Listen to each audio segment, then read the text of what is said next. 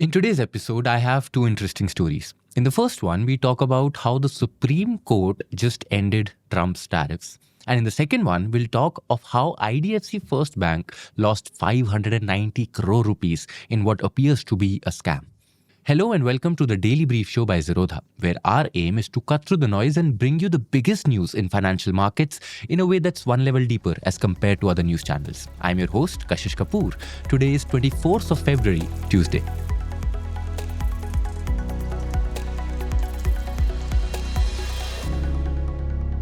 Learning Resources Incorporated may well be one of the world's most consequential businesses. Not because they announced a massive investment or acquisition, not because they're changing the world with some revolutionary technology or business model. They are a humble business. In fact, a family-owned maker of educational toys based in a small suburb to the north of Chicago. What makes them so consequential is the fact that they stared Trump in the eye and pushed him back down. Learning Resources is one of the two small businesses that challenged the legality of last year's Liberation Day tariffs, which the US Supreme Court struck down last week. With this, the court closed a chapter on one of the most dramatic international trade episodes in the modern history. Did it close the book on it though? We at least don't think so. To appreciate what this moment means and what it doesn't, it helps to understand exactly how the court reached its decision. That's what we're talking about today. When the United States was drafting its constitution towards the close of the 18th century, its founders were heavily influenced by a book that had come out shortly before, The Spirit of Laws by a French philosopher called Montesquieu. Montesquieu had spent years trying to understand governments and what pulled them apart. His studies had taken him all the way back to the ancient republics, and there was one thing that he saw repeated throughout the history. Power had ugly tendency to concentrate itself in few hands. Once too much power was concentrated in this manner, it would rarely leave and eventually it would be abused. This is how all governments seemed to degenerate. How then could any government stay fair? Montesquieu's answer was that you would have to break power up and distribute it across different parts of a government. Each of its branches would all have their own functions and powers, and by design, they would all police each other. Such a system would not rely on rulers being wise or benevolent. The solution to one person's ambition, in his telling, the ambition of others. This was a very real problem for America's founders, as they sat to create the very first modern republic. Montesquieu seemed to provide useful answers, and they baked in his ideas into the very architecture of their own nation. The American Constitution opens with its government structure, establishing the different arms of its government, what each can do, and how they control each other. The very first article talks about the US Congress, the American equivalent of India's parliament, and the powers it holds. The first power it gives the Congress is over all sorts of levies and taxes, including imposts, an old-timey word for tariffs. If the United States is to impose tariffs on anyone, that has to begin with its Congress. Donald Trump is the President of the United States, arguably making him the most powerful person on earth. But he is not part of the Congress. He belongs to a different arm of the government altogether, the executive branch. His job, in theory, is to execute the work that Congress wants done. His office comes with sweeping powers, and yet he cannot take over the powers of the Congress. Controls and limitations like this were the very essence of Montesquieu's theory. That embargo extends to the power to impose tariffs. If the president wanted the power to impose tariffs, he would have to get it from the Congress. The question was, did the Congress ever grant him that power? Back in 1977, the Congress handed over a major set of its powers to the president through the International Emergency Economic Powers Act, or IEEPA.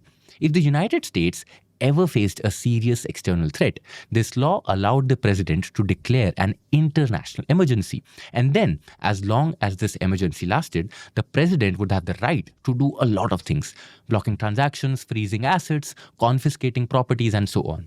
After the 9/11 attacks, for instance, the American government used these powers to go after the assets of terrorist organizations. Now, this comes with a general convention. Usually, when a president thinks there's an emergency, that assessment is given a lot of leeway. Courts might try to limit what a president could do in response to an emergency, but they don't question the existence of the emergency itself. That discretion became a battering ram for Trump in his many international confirmations.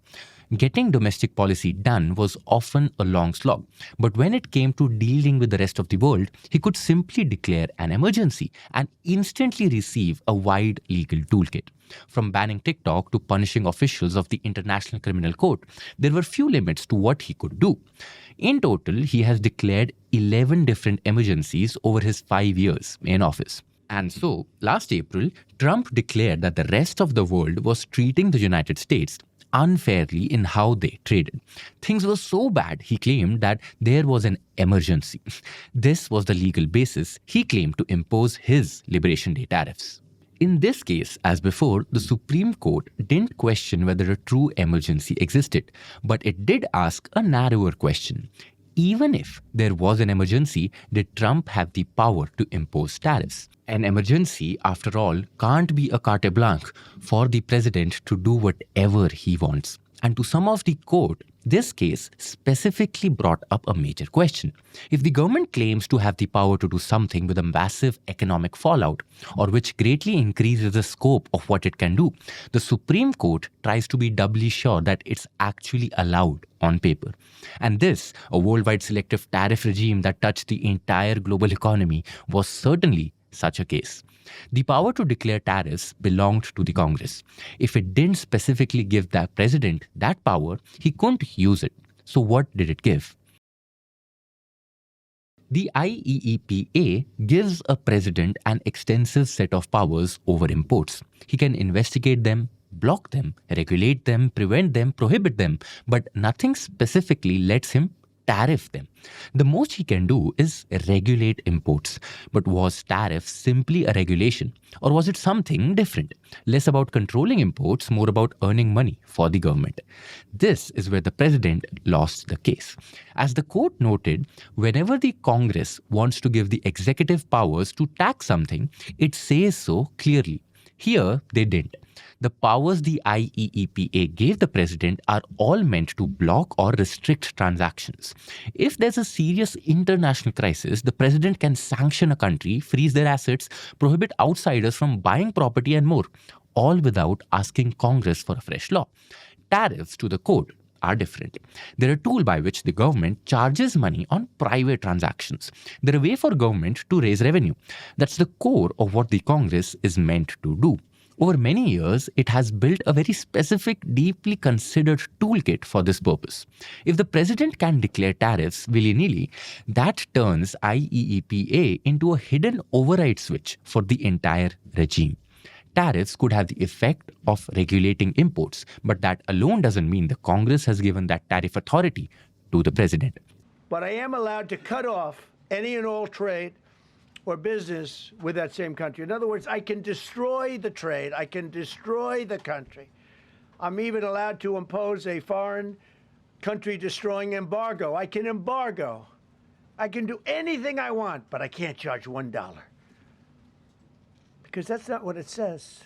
Now, this clearly irked President Trump. To our minds, though, this is little like complaining that a policeman is allowed to arrest you but isn't allowed to steal your wallet. It's easier to see the court's logic when you think of the sorts of cases the IEEPA was meant to address, the Iran hostage crisis or the aftermath of 9/11. For situations like that, you can see why the president would be given a wide toolkit, but one without taxing powers. With that, the Supreme Court struck down Trump's Liberation Day tariffs as being unauthorized under the law. US Customs will now have to dismantle its current tariff collection procedures. There's a bigger question ahead. What happens to the tariffs already collected? The US federal government collected roughly $287 billion in tariffs last year, around two-thirds of which was arguably the result of his new regime. That's not an insignificant sum. This ruling implies the government never had the authority to take that money. Will everyone who has paid tariffs so far be issued a refund? Now, that's an open question, and the US government could be looking at a lot of ugly litigation ahead. This isn't to say that Trump is powerless to impose tariffs. It's just that the legal route he chose is now closed. He does have an alternative, though they're harder to push through and less sweeping in their scope. Some are already in play. The easiest of these is Section 122 of the Trade Act. Under this law, whenever the president believes there's a fundamental international payments problem, like a large balance of payment deficit or a risk that the dollar face serious depreciation, he can put a tariff of up to 15% for 150 days. Trump went for this immediately after the ruling, slapping a flat 50% tariff on all imports from anywhere in the world. It's not an especially convenient route though. For one, there's a 15% cap.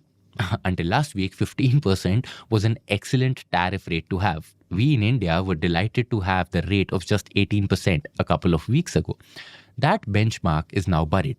Moreover, it's hard to justify these legally. Ever since America abandoned the gold standard, strictly speaking, it cannot have a balance of payment deficit. The value of dollar currency balances mathematically. Justifying these tariffs in court could be harder than it was the last time. And these can only last 150 days, beyond which all bets are off. He has other options too, some of which hand him even wider powers. Under Section 232 of the Trade Expansion Act, for instance, he can impose tariffs to adjust imports on national security grounds, something the Supreme Court has already validated previously. Section 301 of the Trade Act offers broad powers to tariff a country in the case of a trade dispute. And there are more. But these come with their own safeguards. They need him to bring on board various departments of the government. His Commerce Department, the US Trade Representative, the US International Trade Commission, and so on. Some of these options also require the White House to produce reports or conduct hearings to justify its measures. Will he stick to those procedures in spirit? Well, we have no idea. The tariffs are not a dead issue by far. Trump has signaled that he's not backing away anytime soon. Expect all these routes to come into play, with or without proper procedure. Many of them may eventually be challenged in the court too, but in the interim, the uncertainty will persist. That said, this ruling is a major blow to the impunity with which he was acting. It will be harder for him to announce new tariff threats on social media in the middle of a night. Now that he must tap different government authorities to bring this trade agenda to life, expect more points of friction. Every such node opens room that didn't exist before, to frustrate his tariff agenda just a little. There's suddenly a minefield of checks and balances ahead. Perhaps none of them stall tariffs indefinitely, but they'll certainly make the process much harder. If Montesquieu were alive, one imagines he would have smiled to himself just a little bit. Now on to the next story. 3 days ago, IDFC First Bank disclosed that it had found potential unauthorized and fraudulent activity in some bank accounts linked to the Haryana government. All of these accounts were being handled through a single branch in Chandigarh, and the amount of money that's been missing from these bank accounts was estimated at 590 crore rupees. Now, banking is built on trust, and that's what shapes a bank's value more than anything else. So since this case of fraud was made public, the bank lost more than 14,000 crores in market cap, falling over 20% intraday. That was its biggest single-day fall since COVID. Today's story is about understanding why, what, and how behind this event. Let's start simple. Banks have lots of clients, and the government is one of them. That could mean central government departments, state governments, and even PSUs for that matter. These entities park money with the banks to run their day-to-day operations. Now, you'd expect government entities to naturally gravitate towards public sector banks for this. And that's not entirely wrong. There's a comfort factor in doing business with banks that are government-backed. And that gives them the perception of safety, like nothing can possibly go wrong. But there's no rule that government money must sit only with them. State departments are free to impanel banks of their choice, and that includes private ones. And they do so too, for a few reasons. For one, deposit rates matter. Government balances are extremely rate sensitive. Even 10-20 basis points can shift money, so they'll prefer the bank with more aggressive pricing. Then there's also service quality. Government-like savings account hardly stand still. Money keeps moving with tax collections, treasury tools, settlement speed, and digital systems. This is where private banks sometimes outshine public ones, though not always. So yes, private banks do get government business. In fact, for IDFC First Bank, total government-related deposits, that central, state and PSU combined, are about 8 to 10% of their total deposits, broadly in line with industry standards. But here's the thing. Government deposits are bulky and not really sticky. They do sit in low-cost CASA, that's current account saving account, which makes the cost of funds look great. But unlike retail accounts, they can move overnight and in massive amounts. So while they can help growth and liquidity, they also add volatility.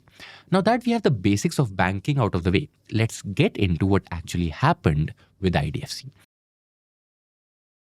This entire episode started with something very routine. About a month ago, a department of the Haryana government asked IDFC First Bank to close its account and transfer the funds to another bank. Now, during that process, the balances didn't really match. The government believed it had X amount in their account, but the bank's books showed less. That's when the rest of the skeletons began to unfold. Soon after, other Haryana government entities started reconciling their balances with IDFC First Bank and found similar discrepancies. All of these accounts were linked to a specific branch in Chandigarh. On February 18th, the Finance Department of the Haryana government issued a notice revising its guidelines for dealing with banks. In that notice, it explicitly stated the de-empanelment of IDFC First Bank and AU Small Finance Bank for any government business in the state of Haryana. Following its internal review, IDFC First Bank disclosed that the aggregate discrepancy across the identified accounts was about 590 crore rupees. Of this, 490 crore was the gap identified during the reconciliation.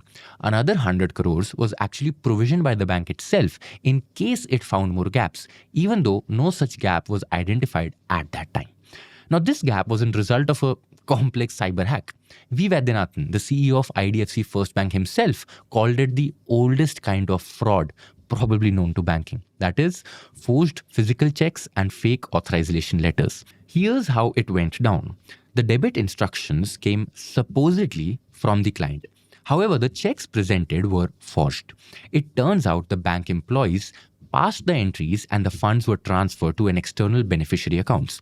Now, banking operations for checks typically run on a maker-checker authorizer system. One person initiates it, another employee checks it, and a third one authorizes it. The whole point here is independence. But that's not what actually happened here. In this case, that chain allegedly broke because the people involved all acted together, possibly with a third party outside the bank. In essence, they all colluded. As a result, 4 suspected bank officials have been suspended. The matter was placed before a special committee of the board, the audit committee, and the full board. A forensic audit by KPMG has been initiated and the police complaints have been filed. The bank has said that there was no senior management involvement and that this was pulled off by individual employees. The bank has also sent recall requests to other banks where the money was transferred, asking them to landmark suspicious beneficiary accounts. Those banks are cooperating as a part of the recovery process. Now, on the earnings call, the management of IDFC was faced with an uncomfortable question. How did this go on? Didn't monthly statements go out? Didn't alerts get triggered? Management acknowledged that transaction alerts, monthly statements, and balance confirmations are system-driven, and they were sent out. This raises an obvious tension. If the statements reflected the debits, why weren't they flagged earlier? And not just by the bank, but also by the Haryana government. From the bank side, the line here is clear. If it's their responsibility, they'll own it. If other parties are involved, they'll pursue that through legal channels, though they've said that they don't want to litigate unnecessarily with the government. Now, banks do have insurance coverage for employee dishonesty of about 35 crore rupees, but that's tiny relative to 590 crores. Financially, this is not a rounding error. The entire 590 crore will pass through the P&L, subject to recoveries. That's more than the Q3 profit of 503 crores that they reported recently. Management had earlier guided for a strong last quarter, expecting profitability higher than previous 500 crore rupees baseline. Even after this hit, they expect to remain profitable, though not as high. From a balance sheet point of view, it will hurt them far less. Their scale and capital strength far exceeds this one event. The net worth is over 46,000 crores, deposits of about 2.8 lakh crore, and the liquidity ratio of more than 100%. The Haryana government deposits themselves were only about 0.5% of the total deposits. Post-announcement, roughly 200 crore rupees of deposits have flown out, a drop in the ocean relative to the overall deposit base. In fact, the RBI has indicated no broader systemic risk from this fiasco. And looking at the numbers, it's hard to argue this is a capital event. But reputation is a little different from capital. You see, deposits are trust money. Once shaken, especially in government circles, the ripple effect matters more than the absolute amount. The Haryana Finance Department has already de-empanelled IDFC First Bank and AU Small Finance Bank for government businesses in their state, with immediate effect directing no government funds to be parked or transacted through these banks until further orders. Now, that's not small. Government relationships are long cycle businesses. They take years to build but can freeze overnight. Now, does this mean private banks are unsafe for government money? Well, not really. You see, government deposits for IDFC First Bank are 8 to 10%, which is broadly the industry norm. Many large private banks handle GST collections, CBDT processing, and treasury services. This isn't really new territory for them. But what this incident does is add a narrative risk. When something goes wrong at a public sector bank, it's politically easier to frame. With a private sector bank, scrutiny tends to be much sharper.